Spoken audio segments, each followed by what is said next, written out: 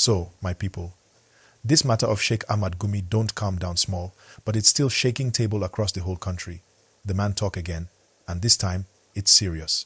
He said President Tinubu should think well and learn from what's happening between Israel and Hamas, that the government should make peace with the bandits for now instead of fighting them endlessly. Now, before anybody jumps to conclusion, let's calm down and break it little by little. Sheikh Gumi is a well-known Islamic scholar from Kaduna. He's been known for years for speaking about security and peace. He always believes that dialogue is better than war. In his latest talk, he compared what's happening in Nigeria with what happened recently in the Middle East. He said even Israel and Hamas, who have been enemies for years, still find a way to talk sometimes just to reduce bloodshed. So if that can happen there, why can't Nigeria try something like that with the bandits that have been disturbing villages, farms, schools and highways? Please, if you are following this gist and you enjoy how we break it down for you, kindly like this video right now. It really helps the channel. And don't forget to subscribe too, so you can always get updates like this straight to your phone. So, back to Gumi's statement. Many Nigerians were not happy with him. People said, why will he be comparing Nigeria's security problem to Israel's issue? Some said he's defending criminals again. Others said he's actually making sense, that since government soldiers have been fighting these bandits for years and the problem is still there, maybe talking to them could open another door to peace. It's a very sensitive topic because banditry has touched almost every family one way or another. We've seen kidnappings in schools, people taken from roads, farmers attacked in their farms, even worshippers disturbed. And these are Nigerians, men, women and children.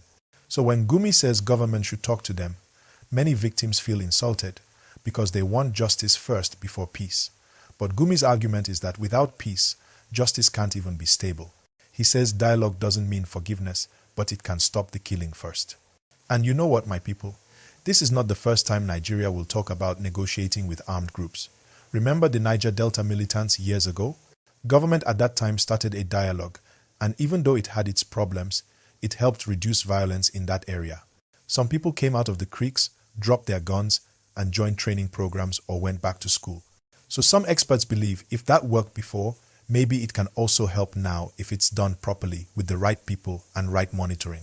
But let's be real, this one is a different kind of situation. These bandit groups are many, they are scattered in forests across different states, and they don't have one clear leader. So how will government even know who to talk to? Who will represent them? That's one of the main challenges. While all this is going on, President Tinubu's administration has been focusing on strengthening the military, improving intelligence, and trying to bring local vigilantes together with the security agencies. The president and his team have not said much directly about Sheikh Gumi's latest comment, but you know in politics silence can mean many things. Some people believe the government is watching the public reaction before they speak. Others believe they just don't want to give Gumi's talk too much attention. Now, as we look at this situation, we have to think about the human side of it. Many families in the north have lost loved ones.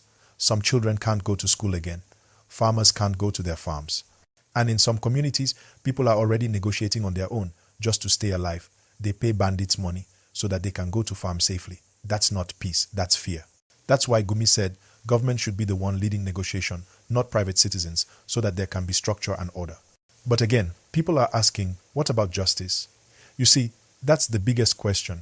If government starts negotiating with these people, what happens to those who have killed, kidnapped, or destroyed lives? Will they just walk free? Will victims get any justice?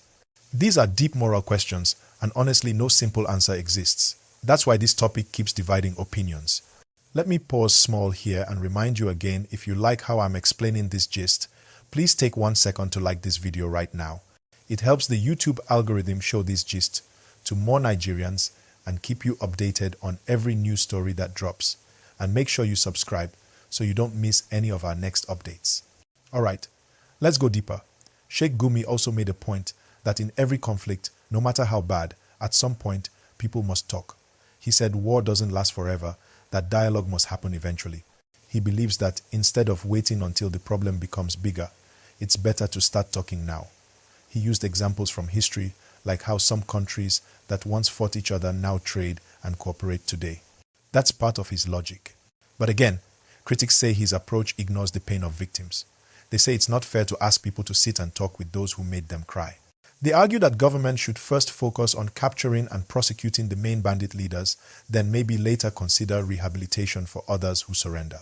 Some even say Gumi's words can send a wrong message that crime pays. So you see, both sides have strong points. One side says, talk for peace. The other says, fight for justice. And if we look closely, both peace and justice are needed. Without peace, people can't live freely. Without justice, peace won't last. Now, some elders and security experts have suggested a middle ground.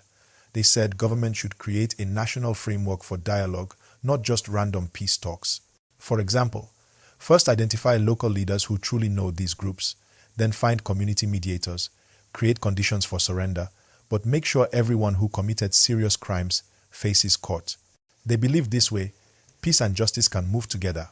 If you're still watching and following this discussion, I appreciate you. You are the reason we break down this kind of story in simple English so everyone can understand. Please like this video and subscribe if you haven't done that yet. And drop your opinion in the comment section. Do you think government should negotiate with bandits or not? Let's hear from you, respectfully. Now let's talk about how Nigerians on social media reacted. The reactions have been hot.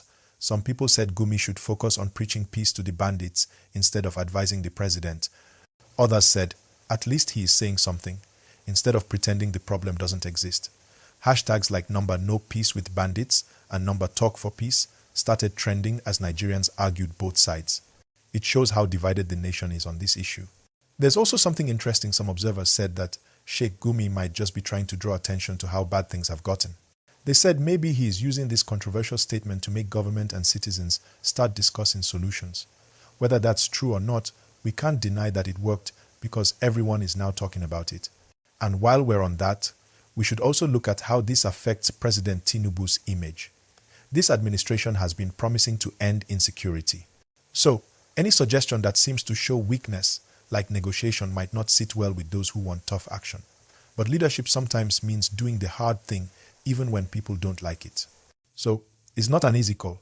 Another thing people forget is that most of these bandit leaders are not one single group. Some are criminals, some are survivalists, some have political backers. It's a mixture. So, a one-size-fits-all solution may not work. That's why experts keep saying government should mix security force action with intelligent community dialogue and social reform, not just one approach. Now, if you think about it, Nigeria has tried so many things: military offensives, aerial strikes, deployment of troops, even local vigilantes. Still, attacks keep happening in Zamfara, Kaduna, Niger, Katsina, and parts of Kebbi. It means something is missing. Maybe part of what Gumi is saying is that we can't rely only on force, that minds also need to be changed, not just weapons seized.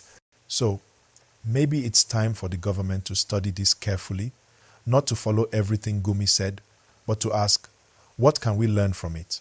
How can we combine justice and peace, dialogue and enforcement, to make sure people can live without fear again? If you're watching up to this point, big thanks to you. Please like the video and subscribe. You're helping this platform grow. We give you real stories in simple English, straight from Nigeria, no exaggeration, no insult.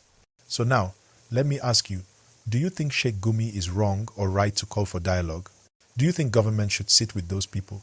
Or do you think the military should keep going hard until every last one of them is arrested? Let's talk about it in the comment section below. Because at the end of the day, every Nigerian just wants peace. Whether you're Yoruba, Igbo, Hausa, Fulani, Tiv, or Ijao, everyone wants to sleep with two eyes closed. That's the main goal.